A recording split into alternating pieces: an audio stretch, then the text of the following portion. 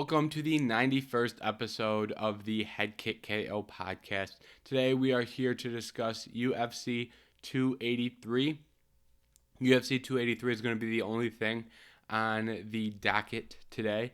There wasn't really any big news outside of UFC 283. We got some pretty big news that happened at the event, so we'll cover that when it comes up in the recap. But outside of UFC 283, nothing there, and we have no fight card to preview next week either. So right now we're rocking with just UFC 283, and hopefully we can make this quick and make this good. But to do that, we'll get right in with the main event, and that was Jamahal Hill defeating Glover Teixeira by unanimous decision with 3 scorecards that read 50-44.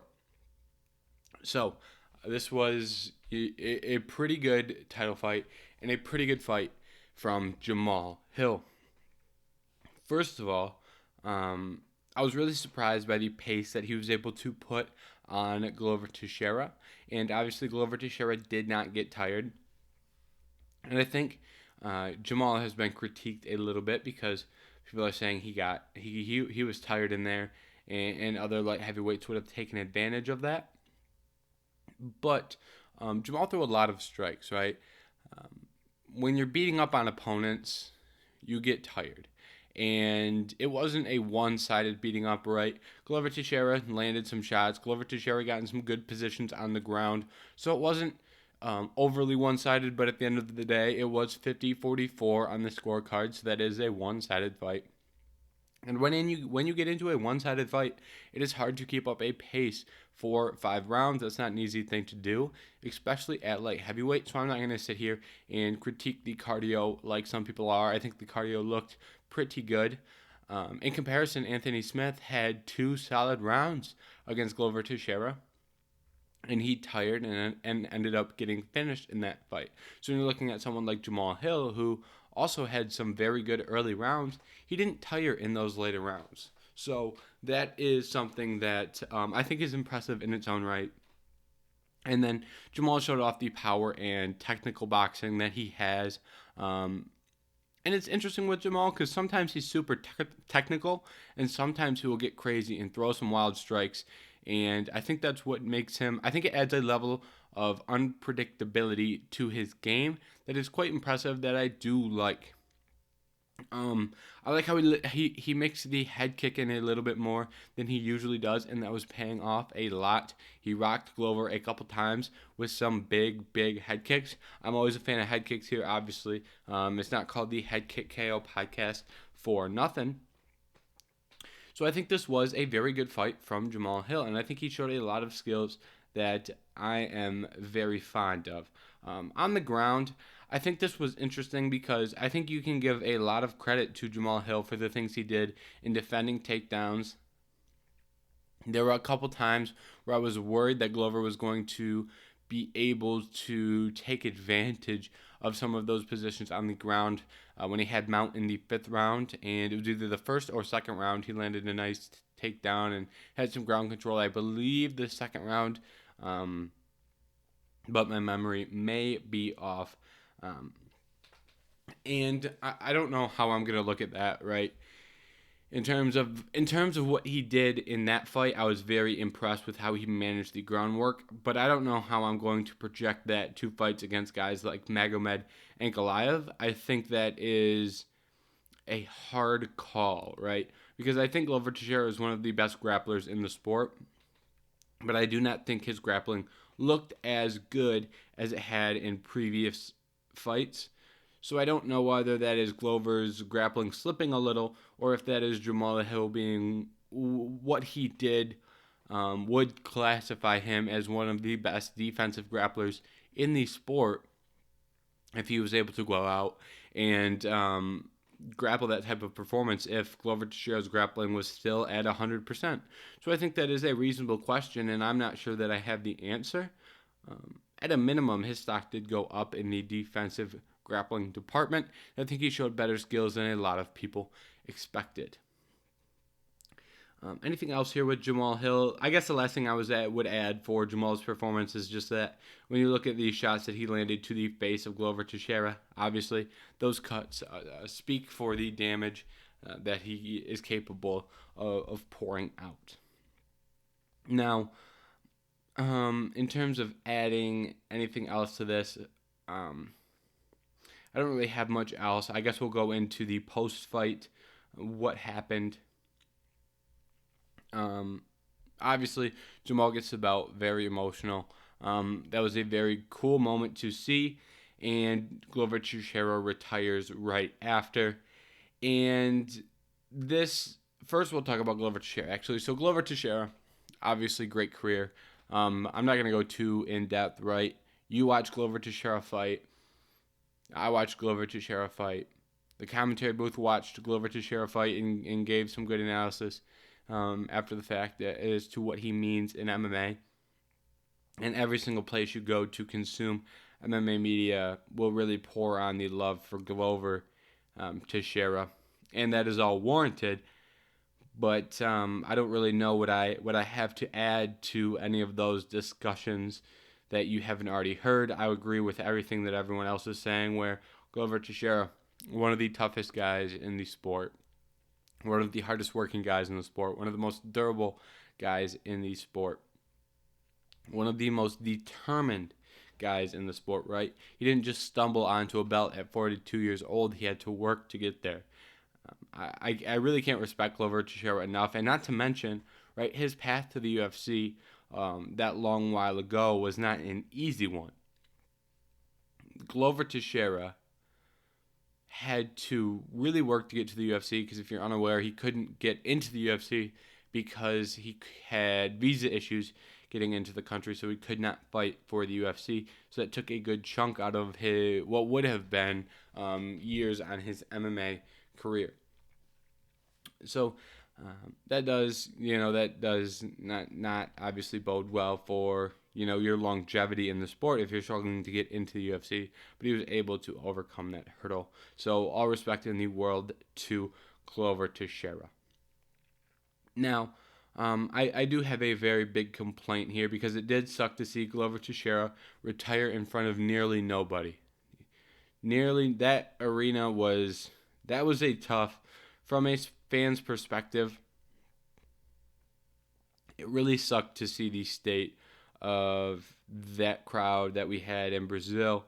It wasn't sold out, right? You could see empty seats not even in the nosebleeds, but in the lower bowl, exactly what you were seeing on TV. You could see those empty seats, and then that place emptied out. I don't know if it was during the fight. I was not really paying attention to the crowd during that fight, to be honest. I was very tuned into the fight itself, so I don't really know when everyone decided they were going to pile out. I just realized in the post-fight, I was like, oh, when they were doing the interviews, I was like, there's nobody in there. Absolutely nobody. So I assume it was after the fight. But Jamahal Hill gave his post-fight press conference, his speech in front of nobody. Glover Teixeira retired in front of nobody, which is a real shame, because that's a special moment for him to retire in his home country of Brazil, and for the Brazilian fans not to be there to witness that is very sad. Because if you look at Shogun's retirement, Shogun had a very special moment in front of the Brazilian crowd, and Glover Teixeira did not get that. Not because he didn't deserve that, but it was because there was no one there to give him that award or praise. Not to mention, drinks were thrown at Brandon Moreno, and he did not deserve that either. And Glover Teixeira, very, very solid gesture and very kind at the post-fight press conference, told the Brazilian crowd, hey, do not throw anything at Jamal. This guy's a champion. This guy's a great fighter. I'm going to walk out with him to make sure that doesn't happen. That's a very special moment where, that's Glover Teixeira's last time walking out of that cage, and he's willing to share it with Jamal to make sure he was able to get out of there safely. So that was very special, and I think that speaks highly to who Glover Teixeira is as a person in his retirement, in his last fight, to speak on that and give that opinion. Now, also, I don't want to just gloss over the state of Brazil as a country. I don't really have an informed opinion. This isn't a political podcast. I'm not really a political person, and I don't really understand fully what is going on, but I know Brazil is in some turmoil as a country and in the political sphere. So I don't know if the emptiness of the Brazil of the stadium, I don't know if that was a direct result of the state of the country and the political instability at the moment. Like I said, I'm not super educated on international politics, so I'm not too sure, but I also would like to say that just in case. I don't want it to make it seem like I'm trying to slam on the Brazilian crowd for not showing up in numbers and selling out that arena when there are things out of their control that prevented that. So I also wanted to make that clear.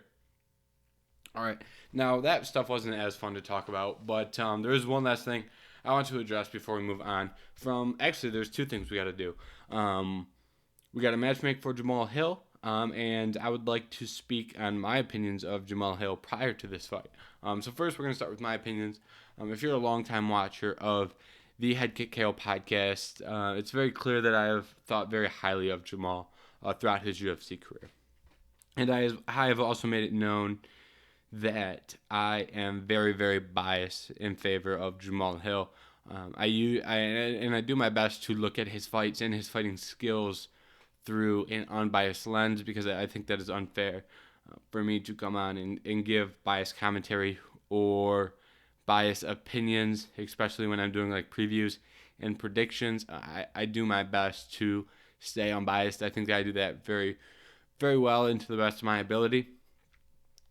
For example, Max Holloway versus Alexander Volkanovski 3. Max Holloway is one of my favorite fighters of all time, and I picked Volkanovski in that fight. So I think I do a fairly good job of staying unbiased in analyzing fighters. But like I said, right, I was early in on Jamahal Hill because I knew who he was, because he was from Michigan, and I am from Michigan. So I was very aware of who he was as a fighter, and I began to watch him, and I told you guys he had championship potential, and it is nice to see that pay off, right? Some people have an asterisk next to this win because he didn't take the belt from the sitting champion, but I do not. I'm not going to add to that narrative. I think that is a silly opinion to have, right? I think this is a legitimate belt. If he were to win this belt off of someone like, if he were to win it off Thiago Santos, for example, in his last fight, then, we'd be having a different discussion. But I'm old enough to remember when at UFC 282, when Yuri Prochazka had to pull out of the rematch with Glover Teixeira, and fans poured out an outcry that Glover Teixeira was not fighting for that belt, right? And if fans are pouring out an outcry that Glover Teixeira was not in a championship fight, that was because they thought he was one of the best fighters in that division. That's because they thought he deserved a championship opportunity. And now, if Glover Teixeira is that championship level fighter that so many people campaigned for, then you have to give credit to Jamahal Hill for going out there and defeating him. You can't have it both ways. You can't say in December that Glover Teixeira is, one of the best light heavyweights in the world and should be fighting for the belt. And then when he loses his fight for the title, you claim that, he wasn't a championship level fighter anymore. So Jamahal Hill's win doesn't count, right? I think that is a lazy narrative that doesn't make much sense. And that is something completely out of Jamahal Hill's control. He took out one of the best fighters in the sport, and he deserves respect for that. And not to mention, everyone's acting like it's completely impossible that Jamahal Hill would beat Yuri Prochazka. I would love to see the betting lines for that fight. I'm interested to see if they would be. I do think it would be a great fight. I think that would be an absurd fight, because if you look at these two, Jamahal Hill versus Yuri Prochazka, who's attempting a takedown? I don't think either of them do it. Both guys have ridiculous striking. Both guys have knockout power. And if I had to pick a hole, which would be very nitpicking, right? If I were to nitpick a hole in each guy's striking, the first thing I'd probably say for both guys is their striking defense, right?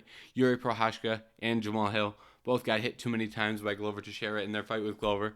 Jamal got hit a few too many times in his fight with Thiago Santos.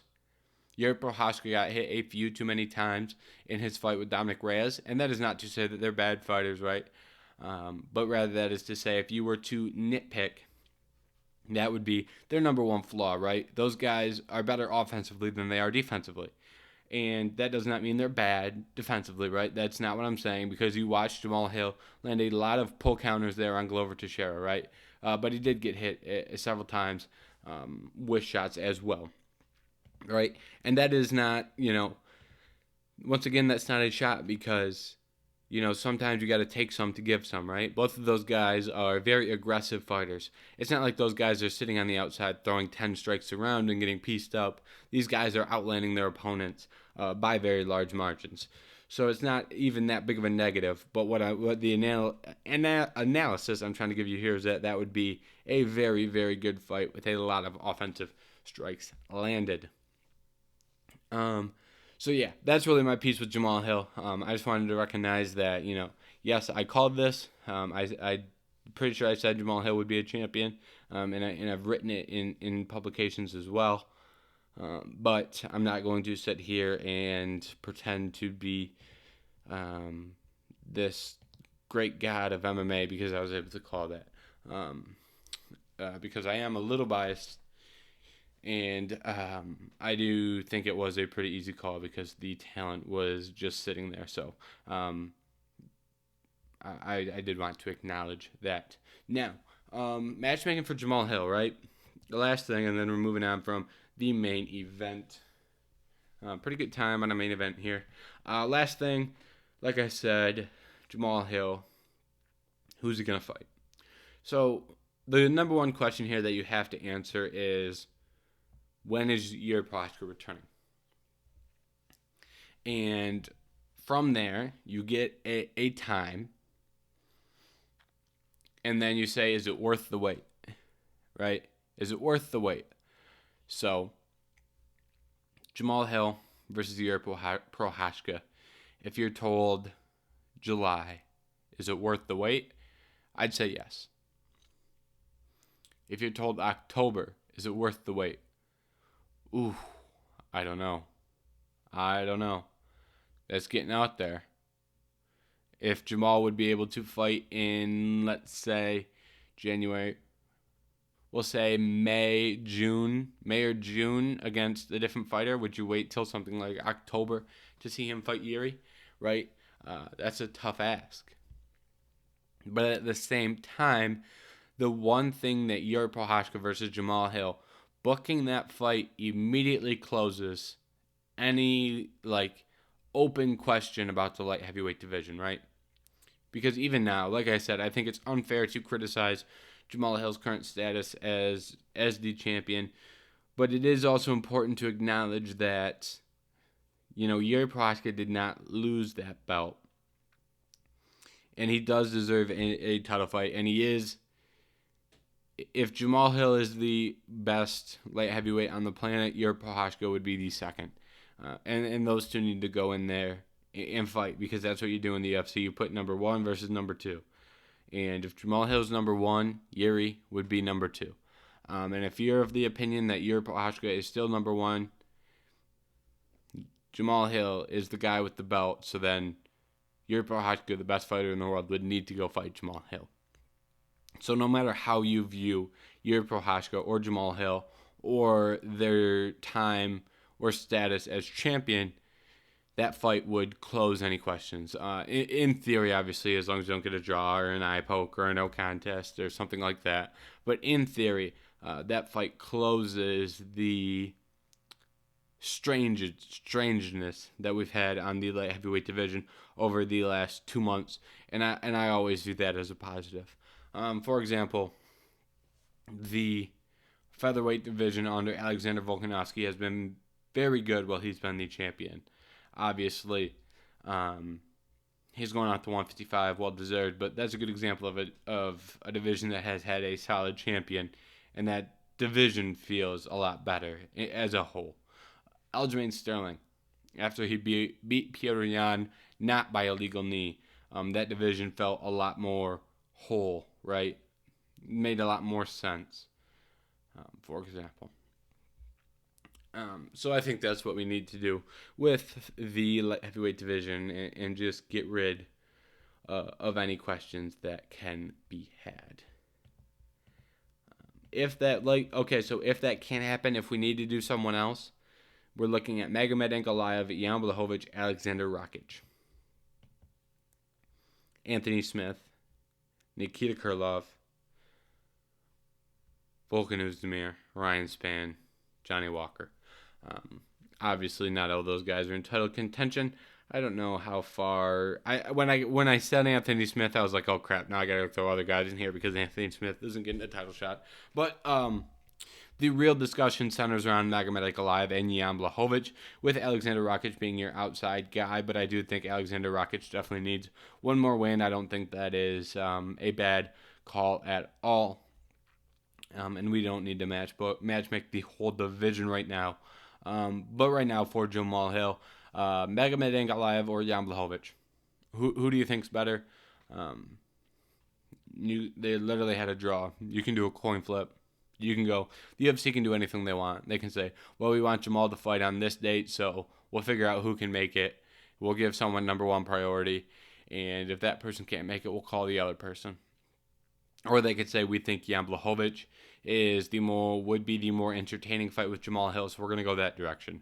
Or they could say, we think Magomed Ankalaev is better than Jamahal Hill, so we'll go that direction.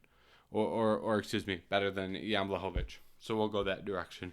It really just depends the direction the UFC wants to go. I anticipate, based on the fact that the UFC wanted to do Magomed versus Glover Teixeira for the belt at UFC 283. I think that goes to show that it will be Magomed that will get the first shot over Jamahal Hill. Over Jan Blachowicz to fight Jamahal Hill. So that is what I would expect for that. And I think the looming thought that you've probably wondering why I haven't brought this up is Alex Pereira. Alex Pereira, the storyline for Alex Pereira versus Jamahal Hill is sitting right there. Sitting right there. All the UFC has had, all they got to do is go grab it. It's sitting right there. It's Alex Pereira, middleweight champion, going up to become a double champ to avenge the loss that his friend and training partner Glover Teixeira suffered against Jamahal Hill. He's going to avenge that. They've already run the promo packages.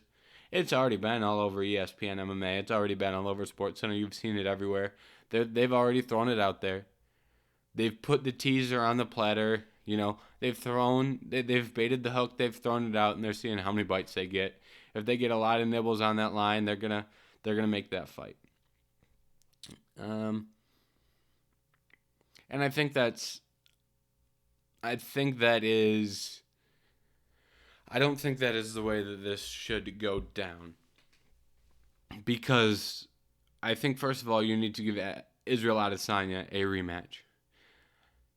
I think that just based off of what Israel Adesanya has done in the UFC, he deserves that opportunity to go get a rematch. First and foremost. So it's not like he doesn't have a fight at 185 pounds. The fight is there. There's a fight to make. Right. Also, I think going up a division should not be like a just thing that we throw out in the air like that. I think going up a division to become a two-time champion and a double champion, I think that should be an elite group of fighters.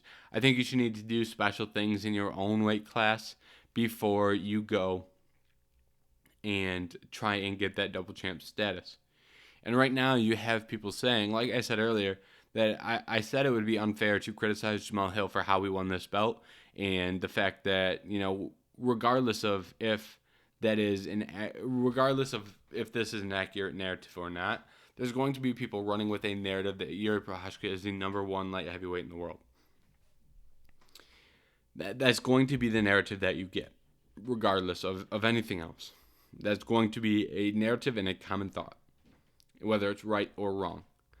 However, that really throws a wrench in your Pereira versus Jamahal Hill plan, because going up to win the double champ status and do it against a guy that people view as not the best fighter in that division, it puts an asterisk next to it. So I think it would be smarter for Pereira to go up later, right? He doesn't have to do it now. The fight against Izzy is there. And if he wins, he goes up. If he loses, he goes up. If he loses it and goes up, that makes even more sense, because that means this time at 185 is done. And he moves up. So, like I said, I do think that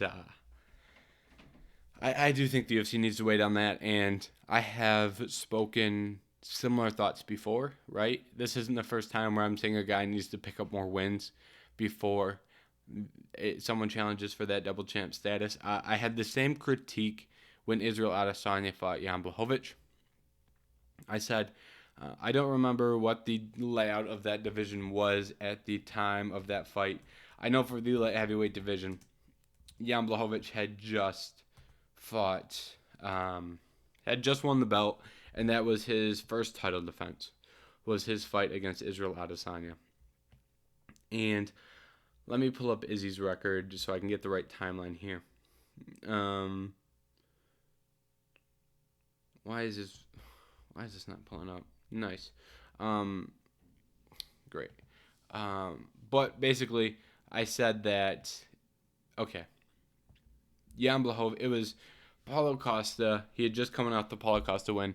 I don't remember who I said he should fight. I don't know if I said he should fight Vettori or if I said he should fight Whitaker again. It was one of those two thoughts. But I said he should do that and cement his spot in the sport as a legend in the sport. And then once he does that, then you move up to 105. At the same time, Jan Blachowicz defends the belt, and you get yourself a more legitimized champ. You let Jan Blachowicz grow his star power, and you build that into a super fight, right?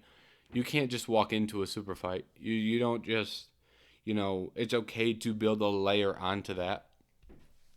And I think that would be, if Alex Pereira moves up to 205 pounds to be the next challenger in that weight class, it would seem like a rush super fight that they're just throwing together to try and make a big pay-per-view.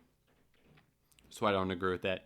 And in addition, I think that once Pereira goes up to 205, he's not going back down to 185. That seems so incredibly unlikely to me that he would experience the life of not cutting weight. Probably naturally add a little bit of weight and then go back down to 185 pounds to take on Israel Adesanya for the second time. So you're basically saying, we're doing this. We're giving Pereira this opportunity to become a double champ at the expense of that fight with Israel Adesanya. Part 2, I'm out on that. Now, moving on, Brandon Moreno versus Deivison Figueiredo. This was another really good fight. I was surprised by how dominant Brandon Moreno was. I did pick him to win this fight, but I did think it would be much, much closer. I think Moreno won the first 2 rounds, and he obviously won the third. But the scorecards gave the second round to Figueiredo. I disagreed with that. I had Moreno up 3-0 on my scorecard after that third round. But the things we saw from Moreno were very good, right? He was very accurate with his hands. He was landing the 1-2, doing a lot of damage with that 1-2. He was able to get some good work on the ground, controlled position on top. Figueiredo did a really good job with his guillotine, almost landed that 2 times. One time was a lot closer than the other to landing. Nonetheless, 2 serious submission attempts. And credit to Moreno for fighting out of those, because that is a lethal guillotine. And the work that Brandon Moreno was doing with his hands, I thought was very, very impressive. He looked way quicker, right? That's the common thought here, right? If Moreno's looking quicker than Figueiredo and getting in and out and avoiding some of the big shots, he's going to find success, and that is what he did here. Eventually, he does land, catches the kick, lands a lead hook, and lands that perfectly. Puffs up the eye of Deivison Figueiredo. I imagine if the medicals for that fight ever get released, Figueiredo probably has a broken orbital. And then, right, what do you hear? You see Deivison Figueiredo contest the eye poke, right? I'm out on that narrative as well. This podcast I've spent a lot of time discussing narratives, and a lot of these narratives are wrong or false, right? This eye poke, there is no eye poke. There is none. You see it as a post off the head, right? A lot of people, posting off the head is you do that for a reason. You do that to create separation. In that scenario, why would Brandon Moreno post on the head, right? Well, it's because he just entered in to land a hook. So you post on that head to prevent the takedown. If you can post that head, then Deivison Figueiredo cannot level change, get to that body lock, and land a takedown. So that posting on the head, he doesn't just do it for no reason. He posts on the head as a defensive measure. And it is a post, right? Fingers up, right? Fingers weren't extended out. Fingers were up. And the palm lands on the eye of Figueiredo. The palm, right, is over the eye. That's legal. And not only was the palm over the eye, which is legal, but it was the opposite eye from the injured eye, right? So he hits him in the right eye and then posts over his left eye. Legal, right? The left eye had no damage. There was no eye poke. Everything he did was legal. He landed a punch that broke the orbital, and then proceeded to land ground and pound on the same orbital when it got to the ground. So it's a very clean finish from Brandon Moreno. So I just want to, I know I didn't, it's not really fun to discuss all these controversies in disagreements, but I think the narrative that, there was an eye poke is wrong because the fingers were up. He posted, and it wasn't even the eye that got injured. So I'm disagreeing with that narrative completely. And if you want to know the honest truth is that if they stop that fight for that eye poke, they look at the replay, they go, oh, there was no eye poke. And then they bring the doctor in because the eye's puffed up and the fight is stopped. So they go, no eye poke, we're good to keep fighting. And then Mark Goddard says, it wasn't Goddard. Who was it? I don't remember who the ref was. But then the ref says, all right, we're gonna bring in the doctor since his eye's puffed up. And then the doctor just stops the fight 2.5 minutes earlier, and Moreno gets out of there with the win. So that's what happened. Anyways, these two guys, right, I really like the future of each of these guys for different reasons. But obviously, Moreno was the one who was able to get the best of the trilogy, or the quadrilogy, winning 2 of the 4 fights, with one of them being a draw. Moreno was also the one to get 2 finishes in those fights. Now, the future's pretty cut and dry for Moreno, right? Moreno's the champion at 125. He's going to defend that belt as many times as he can. And the first fight on the docket is going to be Alexandre Pantoja. There isn't really any question. He's already got the win over Kaikar France. You're not giving it to Royval, Nicolau, Perez, right? And the 3 guys that we have constantly seen, Moreno, I think Moreno mentioned them in every single interview that he did when talking about the future after this fight. The names have been Pantoja, Nicolau, and Manel Kape. I think that is pretty accurate. I would throw Amir Albazi in there as well. But those are some fights that I think are very good fights.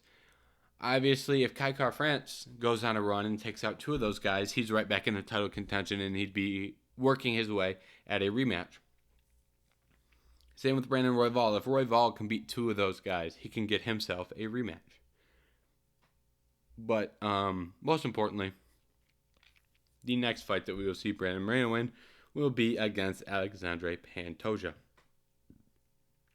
Now, for Deivison Figueiredo, we're going to get wild here, right? He's going up to 135, and I think it is the right move. I don't think there is much argument to be had here This is pretty cut and dry, straightforward. He simply put, he was cutting too much weight to get to 125. He was cutting too much weight. And this is the good move. The only problem we run into here is if Cejudo gets that 135-pound belt, those two are not going to fight. So that's the only downside that this really brings. But at the end of the day, right, that's not something you worry about right now. That's not something you worry about today. And I don't think Henry Cejudo has that many fights left in him to where he is going to be in a position where that's a serious problem. I think if Cejudo comes back, right, which I think at this point it does look incredibly likely that it's Cejudo versus Sterling next for the belt. And I think that if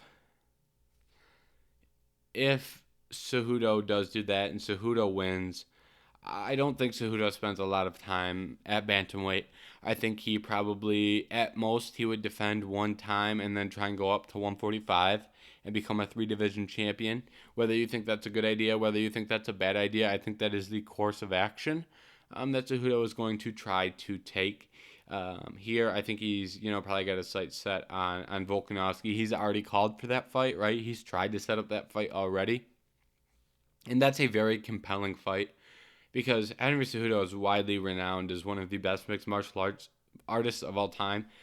Pure talent, 2-division champ, lots of positives for him. And Alexander Volkanovski has cemented himself as one of the best pound-for-pound fighters in the world. So I think that is a very compelling matchup, and that would be a very close fight to call. I did think I would know who I would pick in that fight, but I will not spoil you with that information right now. I also know who I would pick in the Sterling and Cejudo fight. And I'll give you a hint: they're not the same people. So that's your hint. Tells you quite a bit. You could probably figure it out on your own. Anyways, so that is we obviously went on a little bit of a tangent there, right, with Cejudo and what he's going to do next. But at the end of the day, I do think that this is a good move for Figueiredo. And even if he gets stuck behind Cejudo at 135, right, I think that is better than what would he have to do at 125? Win 3-4 fights? Probably before he got another crack at Moreno. He'd have to win a lot of fights. So I think this is a quicker route to the title, even if Cejudo is the guy holding that 135-pound belt. Now, in terms of matchups, it's hard to tell you who I want to see Figueiredo fight next because almost every single person in this bantamweight top 15 is booked. The only guys that are not booked are Aljamain Sterling, Sean O'Malley, and Umar Nurmagomedov, right? And I'm pretty sure that they wouldn't do Deivison versus Umar. That would be pretty crazy if they did, and that would be a pretty fun fight, but I don't think they do that. As far as Sean O'Malley and Aljamain Sterling go, I think the plan of action here is to have Cejudo fight Sterling and then have Sean wait and fight the winner. I think that is the course of action that the UFC is going to go with for this one. Now, that leaves us fights against the winner or loser of Petr Yan versus Merab Dvalishvili. You can book Deivison versus either of those guys. That's an absurd fight. Petr Yan versus Deiveson's absolutely crazy. That's the fight that I think I'd want most. Marlon Vera sitting there at 4, I think is another incredible fight. He's booked with Corey Sandhagen at 5. So the winner of Cheeto versus Sandhagen, or the loser, once again, right? The loser of Cheeto and Sandhagen should not fall too far in those rankings, because at the end of the day, they're better than Rob Font at 6. They're better than Cruz at 7. They're better than a lot of those guys behind him, so I don't think the loser should fall that far. Probably stay in the top 5. Yanez is sitting there at 13. He may be able to do something crazy here if he can get the jump on Rob Font. That would skyrocket him to the top 6 or so. That would be, I don't think they make that fight, but it's an interesting one to think about, and it's a little bit closer than you probably think to happening. Dominic Cruz, right? At this point, I love all these fights. Oh, also Dominic Cruz is not booked either. I accidentally skipped him earlier, so my apologies. If I got you thinking Dominic Cruz had a fight booked, that's my apologies. I did skip him.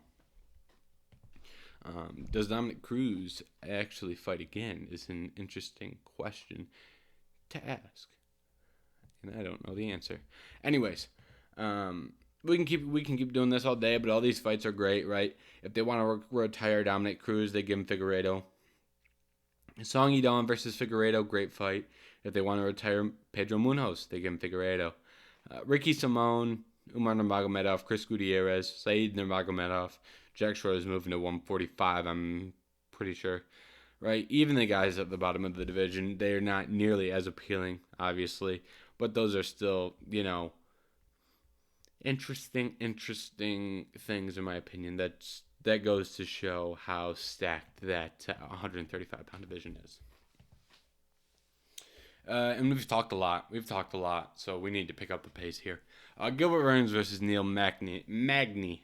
Stuttered on both of their names. Let's go. Gilbert Burns versus Neil Magny.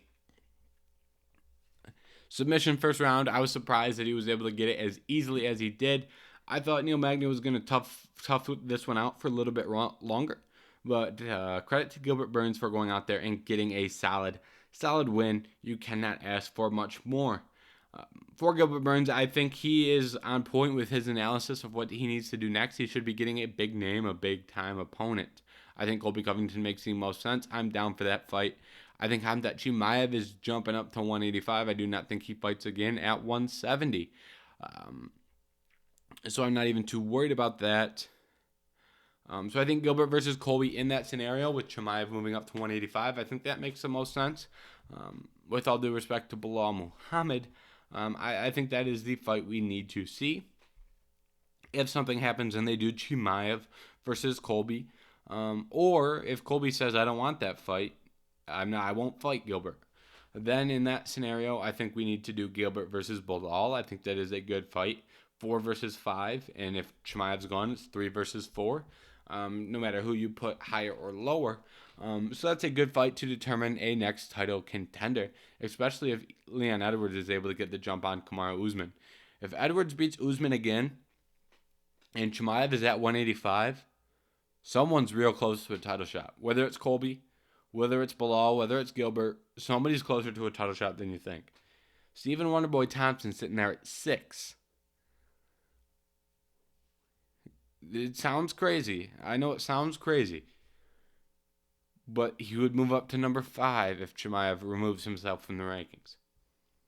I'm just saying, we're looking at some crazy possibilities. If that string of events occurs, right? That's pure madness, right? That's like if you wanted the maddest scenario I could think of, that's what I would tell you. I'd tell you Chimaev goes to 185, Leon beats Usman, and the 170-pound division burns to the ground. And you also have Shavkat Rakhmonov and Jeff Neal sitting there who are also fighting, and they would have a lot to say about the future of that division. And if everything else fails, Gilbert Burns versus Jorge Masvidal, but I have a silly suspicion Jorge Masvidal does not take that fight because Jorge Masvidal is going to sit on the sideline and wait to see if Leon Edwards loses to Kamaru Usman. Because if Leon Edwards loses to Kamaru Usman, Jorge is going to pop out of the woodworks and go, hey, Leon, you want to fight? Now that he'll probably be number 1. He'll probably only slide down 1 slot. He'll say, hey, Leon, you're number 1 in the rankings. I'm number 11, but hey, remember we had beef? Remember I hit you that one time? I gave you the 3-piece and a soda? I know you're at a lot better spot in your career. I know you were the UFC champion. But at the end of the day, we've got this beef. So, that's exactly how that would go. And Leon would say, yeah, I want to absolutely, I can't say it once again because this is a non-explicit podcast, but Leon would say, yes, I would like to fight you so I can beat you up. Right? So there's a lot of ways this 170-pound division can get wild and unorthodox, needless to say. Neil Magny, unfortunately, I think this is going to be the last time that Neil Magny gets that big of an opportunity. This was a big shot for him, right? Let's see how old Neil is here. But at the end of the day, Neil Magny has had a great UFC career, but he just got an opportunity against the fifth-ranked guy in the world, and he didn't win. And I'm not sure how many times you keep giving.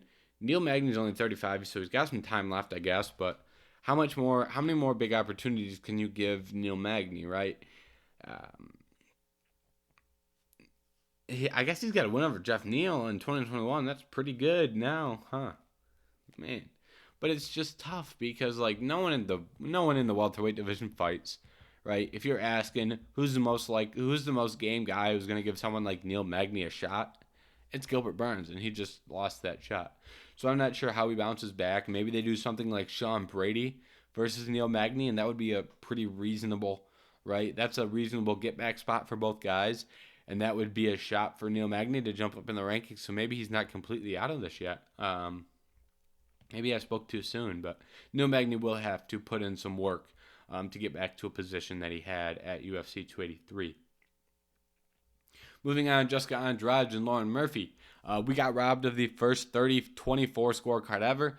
It's an absolute shame that we didn't get 3 scorecards that read 30-24 on all 3 of them. It's absolutely ridiculous. There's no way you can score this fight other than 30-24, 30-24, 30-24. Absolutely absurd. It made me the most upset all night. I was not happy when they read off those scorecards because they were utterly terrible. I just wanted to see a 30-24, right? I can't remember the last time I've seen one. I don't think I've ever seen one. If you've ever seen one, let me know because I can't think of one. But I just wanted to see some 30-24s on the scorecard. I thought it would be a memorable little moment.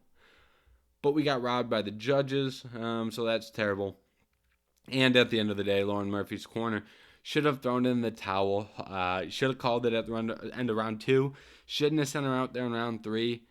You can make an argument you could have thrown in the towel during round 2, right? But round 3, I do really have a hard time defending sending her out there. And in the 3rd round, it doesn't get any better, right? And I think the job is on the corner. I don't want to like blame the referee because here's the referee's job is to stop the fight when someone is not intelligently defending themselves. But you can intelligently defend yourself while you're getting the absolute crap beat out of you. It's possible to get the living crap beat out of you and intelligently defend yourself. That's what happened in Max Holloway versus Kelvin Kattar. Max Holloway would land a massive flurry. Herb Dean would go, hey, I need to see something. I'm going to stop this fight. And then Kelvin Kattar would throw 4 punches from the absolute hip. And then Herb would go, all right, he's still in this fight. He's throwing back. He can stay in this fight. We saw something similar in this fight where every time it looked like it was going to get stopped, we would see we'd see Lauren sit down on some punches and throw some shots, right? And her opening up and throwing those shots to show that she was still in the fight, to show that she was, because punching yourself, landing offense is a form of defense, right? If you're punching them, that can prevent them from punching you. So that's a form of defense in my opinion. But then she would open up to try and land to show I'm defending myself. Then she would get hit more. And then that cycle would kind of repeat. And we had a really bad spot here. So I'm not blaming the ref for not stopping this fight because I don't think there are many moments in that fight where she's not intelligently defending herself to the point where you need to stop the fight. But she is getting the absolute crap beat out of her for no reason in a fight she's not going to win. And it became very evident that she had no chance at winning that fight. And the absolute latest where that became a realization is the end of the 2nd round. You could have made that call before that point, but at the end of the 2nd round, that's when you've got to look. That's when you've got the chance. That's when you've got the chance to throw in the towel, and the corner didn't do it. And I think the corner should have done it. And at the end of the day, we can sit here and blame the corner, but really we should be blaming MMA because not many fighters are willing to throw in the towel, right? This isn't boxing. Throwing in the towel is not as accepted in the culture of MMA as it is in other sports. So I will credit. It was Derek Brunson's corner threw in the towel against Jared Cannonier. That is something that really is a good example of the ref was in there to stop that fight. Derek probably took one or two extra shots, but the towel, I don't remember. The towel either got hit by the cage or wasn't, kind of fluttered and the ref didn't see it. But that's a good example of, right, we know this fight's over. We'll stop it. Stop the fight. We don't need to see any more.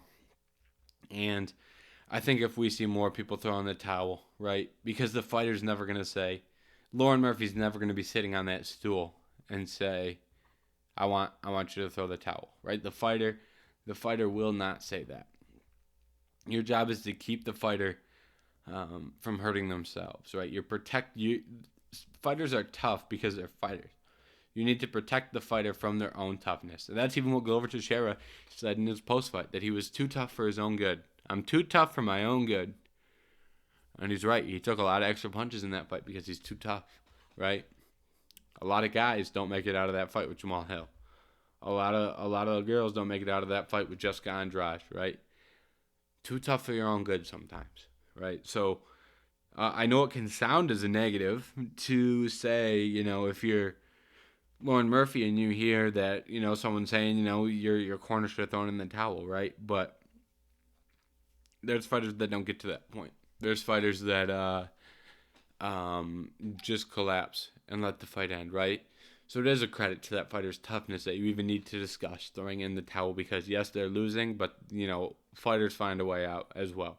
But there's fighters out there that are tough enough to the point where they won't even consider that. And the corner needs to know if that's the type of fighter that you have. Now, Johnny Walker, Paul Craig. Great finish from Johnny Walker. This is prime Johnny Walker in a sense, or classic Johnny Walker, may be a better phrase. Unorthodox striking leading to a massive KO. Showed off that power.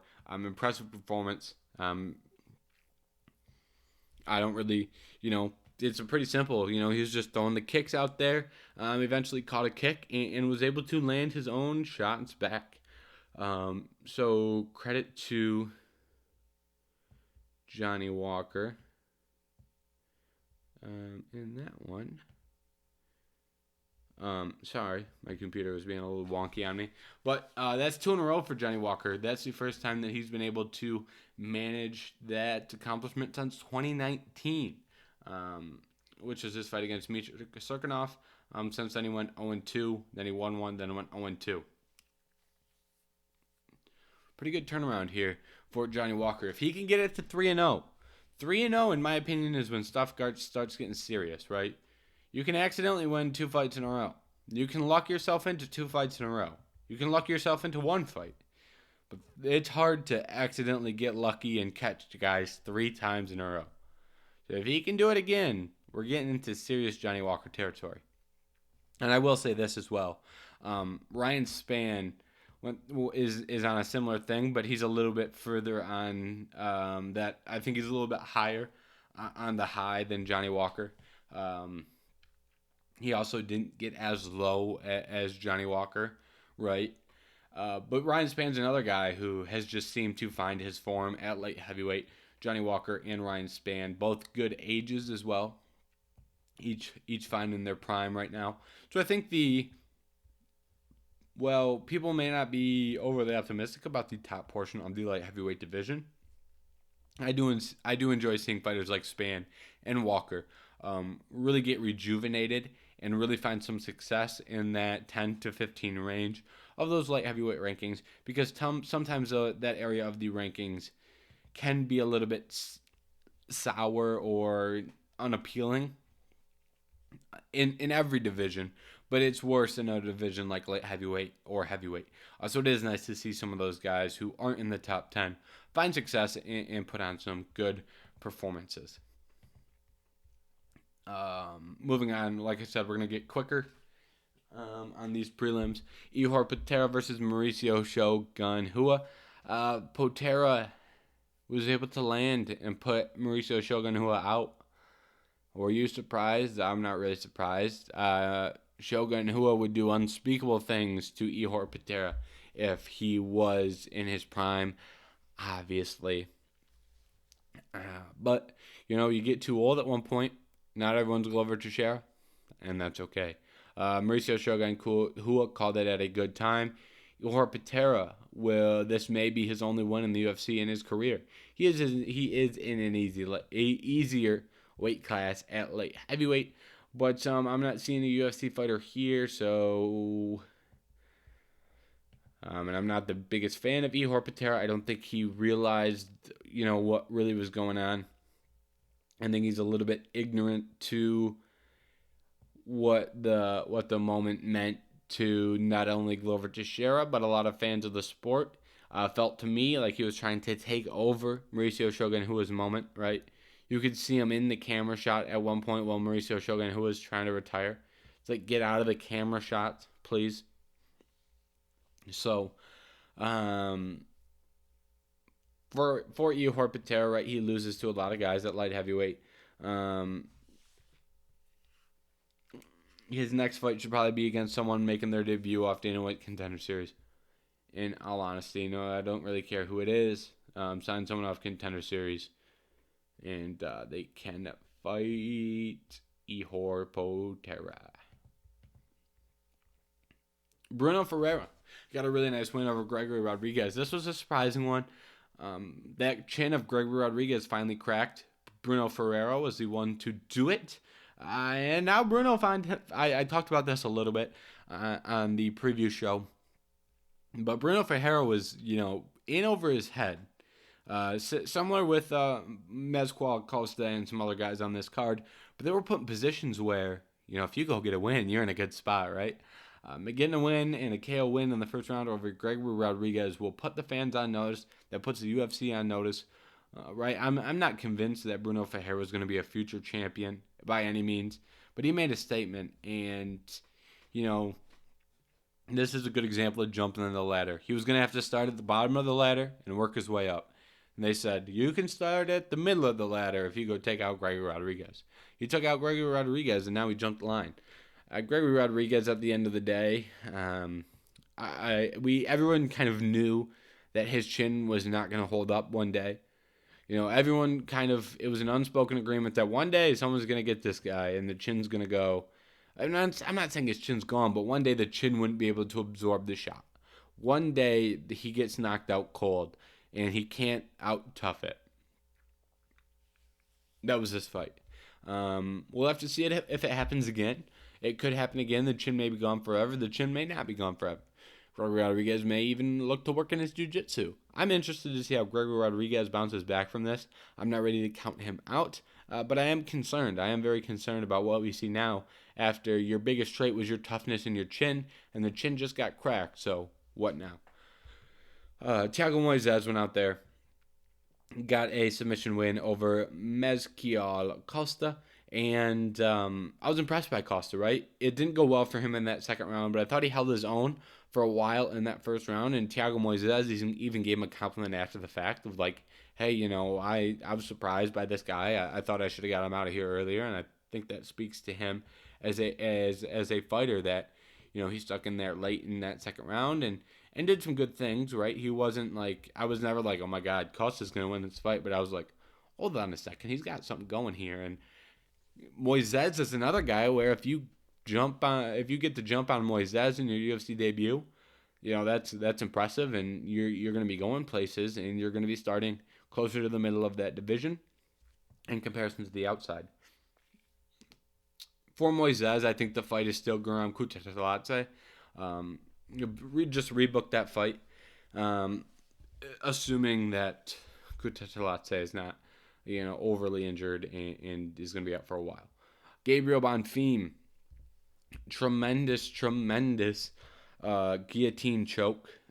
If you're unaware, I did place a bet on Munir Lazez, and that one didn't feel so good, but we did end the day in the green, not by much, couple of cents, basically broke even. So it didn't hurt us too bad in the long run, but great performance here. Great performance. He was able to capitalize. He was aggressive. Came out early with the hands. Did some good things on the feet. Got Lazez to try to work in some grappling, and he got a sick mounted guillotine. Bonfim is pretty legit, right? Both these Bonfim brothers are good.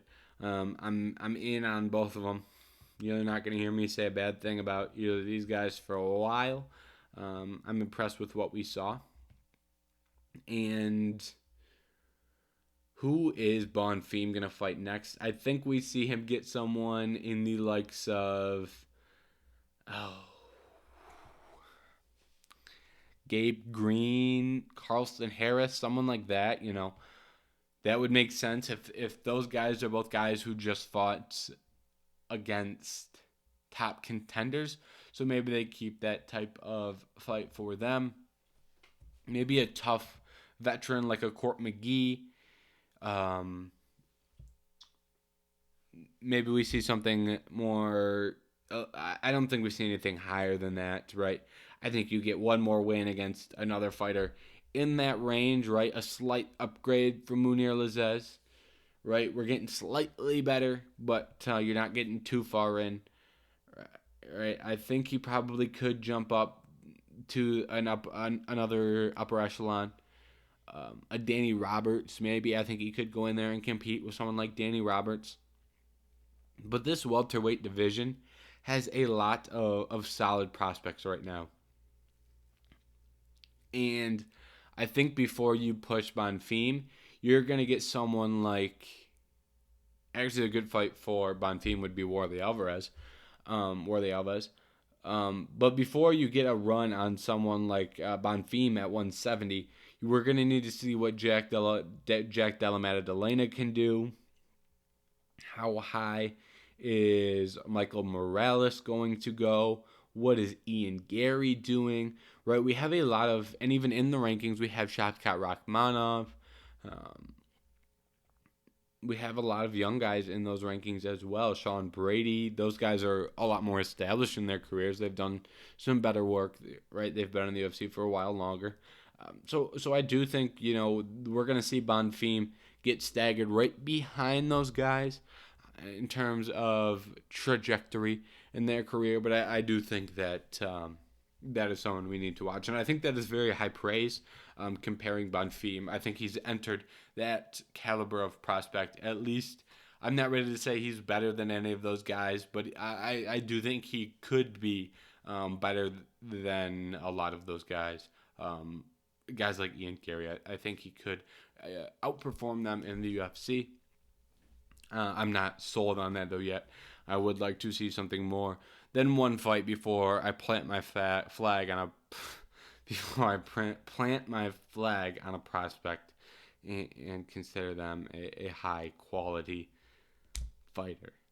We may have to make an edit there, or maybe I'll leave it in. Oh boy, we're digging a deeper hole. Continuing, Jailton Almeida, Shamil Abdurakhimov. Jailton Almeida just went out there, picks him up, drops him, and that was the end of that. It really wasn't. Picks him up, drops him, controls him on the ground. Good wrist control, right? I mentioned on the preview, good wrist control from Jailton Almeida. He gets you down, he controls you, and he was able to take that to a ground and pound finish. Jailton Almeida, I think he's staying at 185 or 265. My brain is scrambled, guys. It's late here where I'm recording. I'll let you in on that secret. Jailton Almeida, right? Okay. Who's he fighting next? This episode's gone off the rails. It's too late to be doing this, but we're here. Who does Jailton Almeida fight next? I wouldn't be surprised if they give him the winner of Marcin Tybura and Blagnoy Ivanov, someone like Chris Daukaus, right? I think we start getting into more established names at light heavyweight. I think we need to jump up in that 8 to 12 range. But if they wanted to go higher than that, I think they could. I just don't think you got anyone in the top 6, top 8 that are really going to accept that fight right now. So I do think you need to get him another fight before that and then get him in those rankings. And I do think Shamil will be a serious contender for UFC heavyweight champion. I think there are tough matchups in that top 5, and it's tough calling prospects at heavyweight because you could be 10 times more technically skilled and get caught by an uppercut or an overhand and go out. And then it's like, well, that guy is better, but he did just get knocked out. So that is a possibility. Shamil Abdurakhimov is in his 40s and should retire. End of that.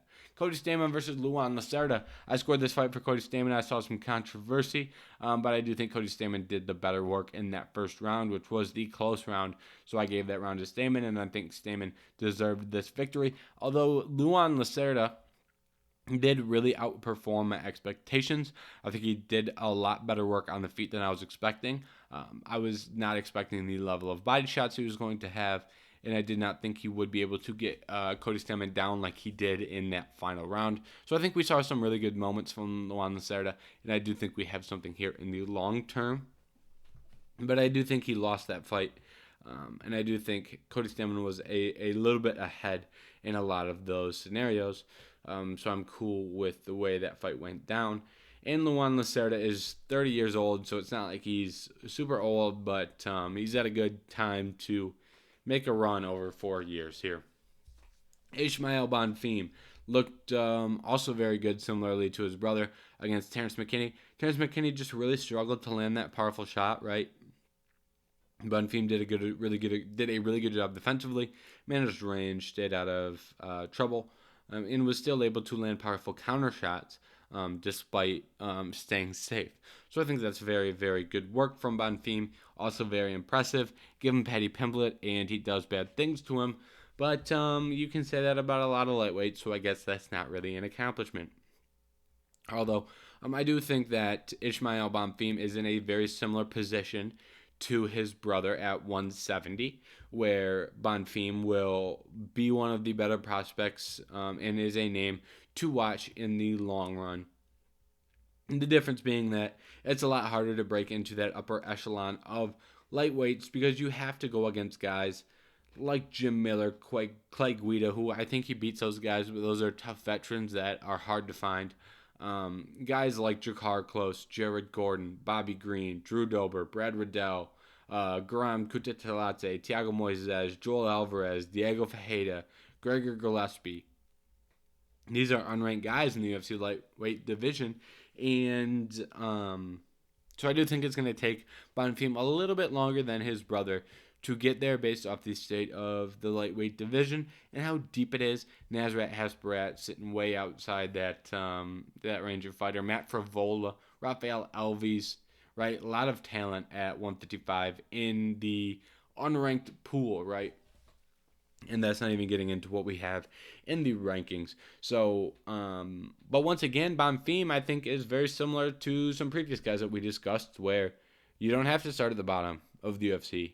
You made your statement in your UFC entry. You did what you needed to do in fight number one. And instead of starting at the bottom and working your way up, you are starting in the middle now. So, I think that is a very good thing for Bonfim. Dalby got the edge on Warley Alvarez. Warley, I think, should have thrown a little bit more. That fight kind of struggled. Neither of these guys are great, but they're still hanging around at 170. Josiane Nunes versus Zaran Firm. Good fight and bad fight at the same time. You know exactly what I mean by that. Nunes struggled with the height, which was pretty obvious. I did think she would be able to get in or get on the inside and land a couple knockout or some shots that would be heavy enough to land a knockout or at least really damage Farron, but she wasn't able to do that. Daniel Marcos in the first fight of the night was the more technical fighter. Did a good job working to the body, finished with body shots. Great game plan against the type of fighter that Oliveira is. So that was a very good performance from Marcos. Ooh, and we really speed ran those last three fights. I hope you enjoyed this episode of the Head Kick KO podcast. We should be back next week. No fight card next week. So collect some news. And I'll try and find some fun topics. We might do some matchmaking. Last time I did a matchmaking episode, I just talked and booked every single unbooked fighter in every single division. It took a decent amount of effort just to make sure I had my T's crossed and my I's dotted, figuring out who was booked against who. But I might find some like questions and things that could be interesting to talk about, Like, should Hamzat Chimaev move up to 185? Who should get the title shot in this division? Things like that. So I might just find some interesting topics, pull them together. Don't really have much of we won't have much of a preview for next week's card because 4 of the fights on there are Road to the UFC guys, and I've watched 0 Road to the UFC fights. I keep saying one night I'm just going to sit down and binge them all. Just haven't gotten to it yet. And I don't think I'm going to get to all the Road to the UFC guys yet, so I'm not really going to give you a preview type in-depth stuff on that, and that takes 4 fights right off the card. So I'm not going to go too in-depth on a preview, but I will touch on, obviously, the main event and the main card in general, in total. And there's a couple other fights on the prelims that aren't Road to the UFC fights, but we're not going to be covering those Road to the UFC fights in detail. I have seen a handful of clips. I don't really know any of the fighters and which clips were with which guys. You know, maybe someone got a cool clip and then got knocked out in their next fight. I don't know. I haven't been following it at all. But nonetheless, I am interested and very intrigued to see how those guys look, and I am looking for some prospects there. So I do have my eye tuned in heavily to those fights, and I think the recap will be a good opportunity to talk about those guys from Road to the UFC. So that should be fun. But like I said, we'll be back next week with a new episode. But most importantly, thank you for watching this episode of the Head Kick KO podcast. Goodbye. Oh! He front kicked him in the face! Kevin Lee with the ultimate